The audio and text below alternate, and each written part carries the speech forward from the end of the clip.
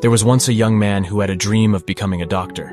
He had a brilliant mind and a compassionate heart, but he also faced many hardships and struggles in his life. He had lost his parents in a car accident. He had to take care of his younger sister. He had to work part-time to pay for his tuition. He had to study hard to pass the exams, and he had to deal with the stress and pressure of the medical profession. He often felt overwhelmed and exhausted, as if the world was too heavy and harsh for him to survive.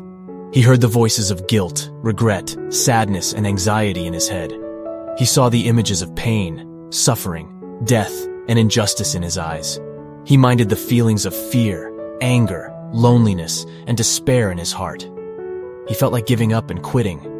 But one day, he met a teacher who changed his life. He was a Zen master who had dedicated his life to helping others and spreading peace and happiness.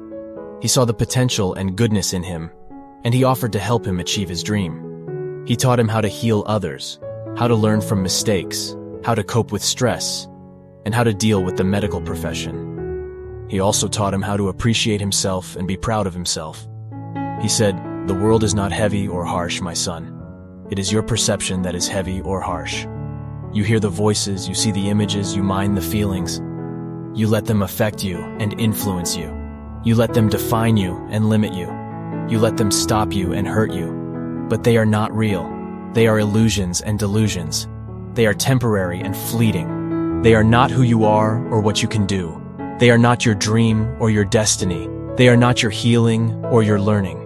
He said, "You do not need to hear them, see them, or mind them, my son. You just need to hear yourself, see yourself, and mind yourself. You do not need to give up or quit, my son. You just need to appreciate yourself and be proud of yourself."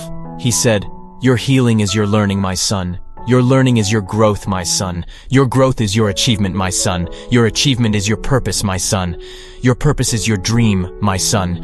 Your dream is your destiny, my son." He said, "Never forget to appreciate yourself, my son.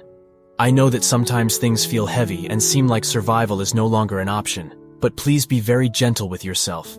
You're still healing, still learning. You have done such a great job, so don't pressure yourself. You're good. You're enough. It's time to fully appreciate yourself and be proud of yourself." The young man was inspired by his words and his example. He decided to follow his advice and pursue his dream with a new attitude. He stopped hearing the voices, seeing the images, and minding the feelings that tried to overwhelm him and exhaust him from his goal. He started hearing himself, seeing himself, and minding himself as a doctor and a healer. He appreciated himself and was proud of himself. He soon realized that the world was not heavy or harsh at all. It was light and gentle. It was full of opportunities and challenges. It was one with him and with his healing. He felt a deep sense of gratitude and satisfaction in his heart.